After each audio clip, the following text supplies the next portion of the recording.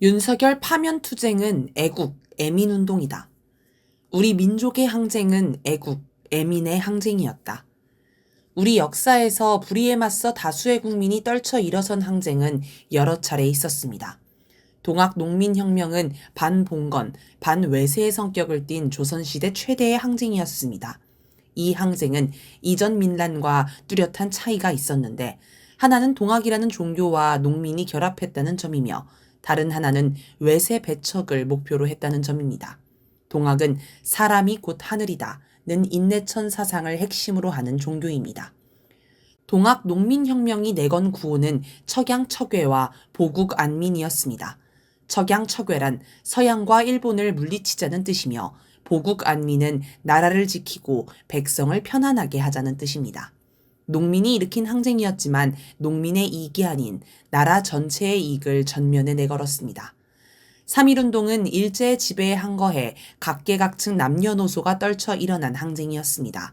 조선 총독부 공식 기록으로도 전체 인구의 6% 이상이 참여했다고 하니 오늘로 치면 320만 명 이상이 촛불 집회에 나온 것과 비슷한 규모입니다. 3.1운동의 요구는 단 하나, 조선의 독립이었습니다. 4.19 혁명은 이승만 독재 정권의 부정부패에 대항한 반독재 민주화 혁명이었습니다. 부마 항쟁은 박정희 유신 독재를 끝장내기 위한 민주항쟁이었고 5.18 광주 민중항쟁은 전두환의 쿠데타에 맞선 민주항쟁이었습니다. 6월 민주항쟁은 전두환 군부 독재 타도를 위한 항쟁이었으며 2016년에서 2017년 박근혜 퇴진 촛불항쟁은 부정부패에 빠진 박근혜 독재 정권을 끌어내리기 위한 민주화운동이었습니다. 그리고 지금 진행하는 윤석열 파면투쟁 역시 윤석열 검찰 독재와 12.3 내란에 맞서 독재자를 끌어내리기 위한 민주화 투쟁입니다. 모두 다 특정 계급, 계층을 위한 운동이 아니라 나라와 국민을 위한 운동, 애국, 애민운동입니다. 러시아와 미국에서 일어난 계급투쟁. 1917년 러시아에서 일어난 10월 혁명은 자본가 계급의 정권을 무너뜨리고 노동자 계급의 정권을 세우기 위한 인류 최초의 무산자 프롤레타리아 혁명이었습니다. 노동자 계급이 세운 혁명 정권은 소비에트인데 소비에트란 러시아어로 평의회를 뜻합니다. 보통 노동자, 농민, 병사의 자치기구를 소비에트라 불렀으며 소비에트 사회주의 공화국 연방 소련 깃발에는 노동자와 농민을 상징하는 망치와 낫이 그려져 있습니다. 정확히는 노동자 계급이 주도하고 농민을 우군으로 삼아 동맹을 맺은 형태였습니다. 1886년 5월 1일 미국 일리노이주 시카고에서 8만 명의 노동자가 8시간 노동제를 요구하며 총파업을 시작했습니다. 시카고뿐 아니라 미국 전역에서 수십만 명의 노동자가 집회를 열었습니다. 이 투쟁은 5월 4일 헤이마켓 사건으로 이어졌고 졸속 재판 끝에 노동운동 지도자 5명이 사형을 당하는 비극이 발생했습니다. 그러나 미국 노동자들은 끝내 8시간 노동제를 쟁취했으며 1889년 세계 노동운동 지도자들이 모여 5월 1일을 노동절로 기념하기로 했습니다. 러시아와 미국에서 있었던 투쟁은 노동자 계급 대 자본가 계급의 투쟁이었습니다. 흔히 노동자 계급을 좌, 자본가 계급을 우로 부르며 계급 투쟁을 좌우 대결이라고도 합니다. 애국 애민 투쟁은 좌우 대결이 아니다. 애국 애민 투쟁은 노동자 계급만이 아니라 애국적이고 양심적인 자본가와 지식인, 자영업자, 종교인, 중산층 등이 동참하기 때문에 계급 투쟁도 좌익 운동도 아닙니다. 애국 대 매국, 애민 대 반민의 대결입니다. 윤석열 파면 투쟁에도 노동자, 농민과 학생은 물론 남녀노소, 계급계층을 가리지 않고 많은 이들이 함께하고 있습니다. 1948년 4월 남북재정당 사회단체 대표자 연석회의, 통칭 남북연석회의를 봅시다. 이 회의에 참여한 백범 김구 선생은 해방공간에서 좌파와 소련을 반대한 반공주의자였습니다. 그런 김구 선생이 평양으로 가 남북연석회의에 참석했는데 그 목적은 분단을 막고 자주 통일정부를 수립하자는 것이었습니다. 즉, 애국 애민을 위해 좌우 세력이 손을 잡은 것입니다. 반면 이승만은 우익 대표가 아닌 친미 분단 매국노, 민중 학살자였습니다. 찾아보면 우리 민족의 애국 애민운동은 뿌리가 무척 깊습니다. 우리 민족의 건국 신화인 단군 신화를 보면 고조선의 건국 이념을 홍익인간으로 설명합니다.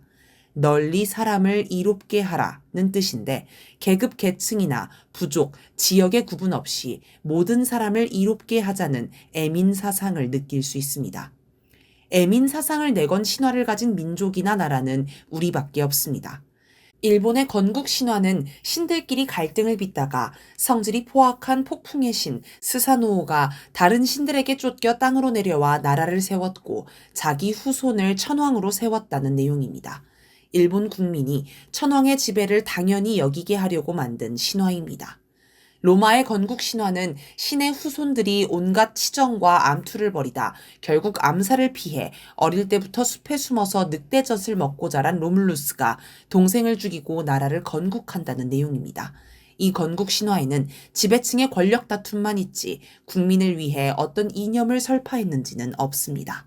인류가 기록으로 남긴 가장 오래된 신화인 메소포타미아 신화, 수메르 신화를 보면 신들이 노예로 부릴 존재가 필요해 사람을 창조했다고 나옵니다. 즉, 애초에 사람은 신의 노예가 될 운명인 것입니다.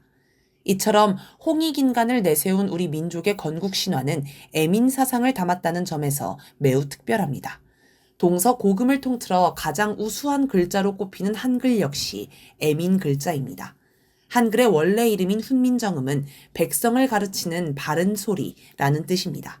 당시에는 우리말을 표기하는 글자가 따로 없고 한자만 존재했기 때문에 공부를 한 양반들만 글을 쓸 수 있었고 평민 이하는 글을 아는 이가 드물었습니다. 어느 날 세종대왕은 노비가 글자를 몰라 억울하게 살인죄를 뒤집어 쓴 이를 알고 일반 백성을 위한 쉬운 글자를 만들 결심을 합니다. 세종대왕의 뜻은 훈민정음 서문에 잘 나옵니다. 나라의 말이 중국과 달라 문자와 서로 통하지 아니하니 이런 까닭으로 배우지 못한 백성이 이르고자 할 바가 있어도 마침내 제 뜻을 능히 펴지 못할 사람이 많다. 내가 이를 가엾이 여겨 새로 28자를 만드니 사람마다 하여금 쉬이 익혀 날마다 쓰는데 편하게 하고자 할 따름이다. 하지만 글을 읽고 쓰는 능력이 권력을 유지하는 중요한 수단이기에 사대부 양반을 비롯한 기득권 세력은 한글 창제를 극력 반대했습니다. 이들은 중국의 글자인 한자가 있는데 별도의 글자를 만드는 건 반역이라는 주장까지 합니다. 당시 집현전 학자들이 올린 상소문의 첫 번째 내용은 이렇습니다. 우리 조선은 조종 때부터 내려오면서 지성스럽게 대국을 섬기어 한결같이 중화의 제도를 따랐는데 중략, 만일 중국에라도 흘러들어가서 혹시라도 비난하여 말하는 자가 있으면 어찌 대국을 섬기고 중화를 사모하는 데에 부끄러움이 없으리까. 오늘날로 치면 감히 반미를 하다니 빨갱이 대통령인가 라는 색깔론 공격을 한 것입니다. 어질기로 소문난 세종대왕이었지만 백성을 위하는 자신의 마음을 왜곡하고 색깔론 공격까지 하는 이들을 용서하지 않고 의금부에 하옥하는 특단의 조처를 합니다. 세종대왕이 기득권 세력의 반대가 뻔히 보이는 일을 고생해서 한 이유는 백성을 사랑해서입니다. 그렇게 탄생했기에 한글은 누구나 쉽게 배울 수 있게 체계적이고 과학적인 글자가 될 수 있었습니다. 이처럼 애국애민은 우리의 민족성 자체이고 우리 민족이 벌여온 장구한 대중운동의 기본 성격입니다. 오늘 전국에서 남녀노소 가리지 않고 참여하는 윤석열 파면투쟁을 두고 탄핵 찬반 세력이 갈등하는 좌우 대결로 이해해서는 안 됩니다.